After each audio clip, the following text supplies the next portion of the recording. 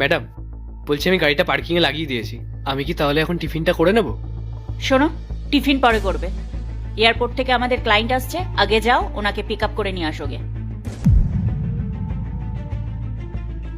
এরপর কি হলো সেইটা দেখার আগে এই দুইটা ছবির ভিতর থেকে যে কোনো একটা ছবিকে ভালোবাসে থাকলে ভিডিওতে লাইক করে চ্যানেলটি সাবস্ক্রাইব করে দাও। আর যদি না করো তাহলে আমি বুঝবো তোমরা ছবি দুইটাকে ভালোবাসো না। আর কমেন্টে লিখে দাও আমিন।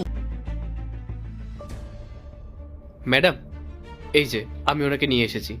হাই আরে মিস পায়েল, কেমন আছো? ম্যাম, আমি ভালো আছি। আচ্ছা, আপনাকে একটা আপডেট দেওয়ার ছিল। আমাদের ফ্র্যাঞ্চাইজিটা আমরা 30 তারিখের বদলে নেক্সট মান্থের 6 তারিখে ওপেন করব। ঠিক আছে, ডেট নিয়ে কোনো প্রবলেম হবে না, ওটা তুমি যেটা ডিসাইড করবে সেটাই হবে।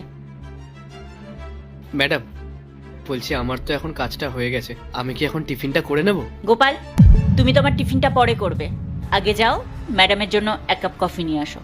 এরপর কি হলো সেইটা দেখার আগে এই দুইটা ছবির ভিতর থেকে যে কোনো একটা ছবিকে ভালোবাসে থাকলে ভিডিওতে লাইক করে চ্যানেলটি সাবস্ক্রাইব করে দাও। আর যদি না করো তাহলে আমি বুঝবো তোমরা ছবি দুইটাকে ভালোবাসো না। আর কমেন্টে লিখে দাও আমিন।